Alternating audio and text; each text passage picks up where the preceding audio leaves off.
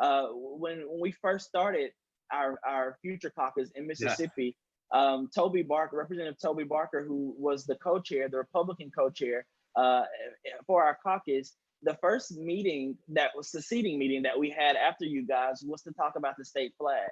And one of the takeaways from that meeting, we did not agree that it needed to be changed. Our vote was that it had to be unanimous on such a big issue. That was how we kept it cordial between the caucus to make sure that everybody felt like their opinions were welcome, regardless of what they were. And so the conversation went on, and we all agreed to just keep revisiting the issue until we're able to make a decision as a collective caucus. And so those conversations started a long time ago. And so when we started our caucus, we had 8 people, if I'm not mistaken, in our future caucus. We now have 21 people in our future caucus. And so when we talk about how we got to this point, I think that um, those little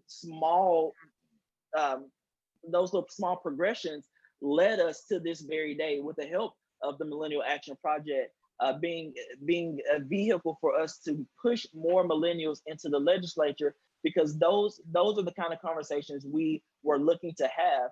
And so when we talk about bridging, connecting our colleagues, I have a lot of Republican friends. Many of them I can walk up to and have a cordial conversation about issues that we disagree with, and still remain friends after we leave.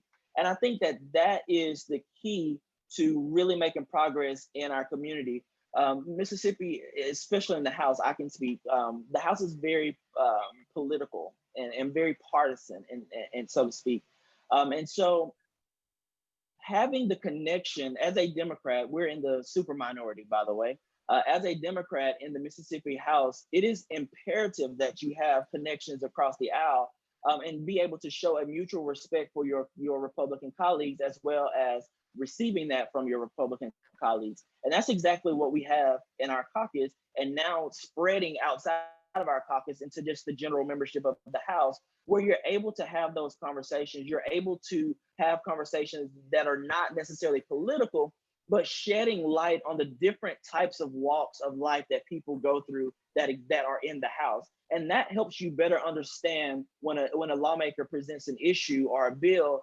It kind of gives you a better idea of where that lawmaker is coming from and what type of issues that exist within those communities. And I think that that helped us get to where we are today.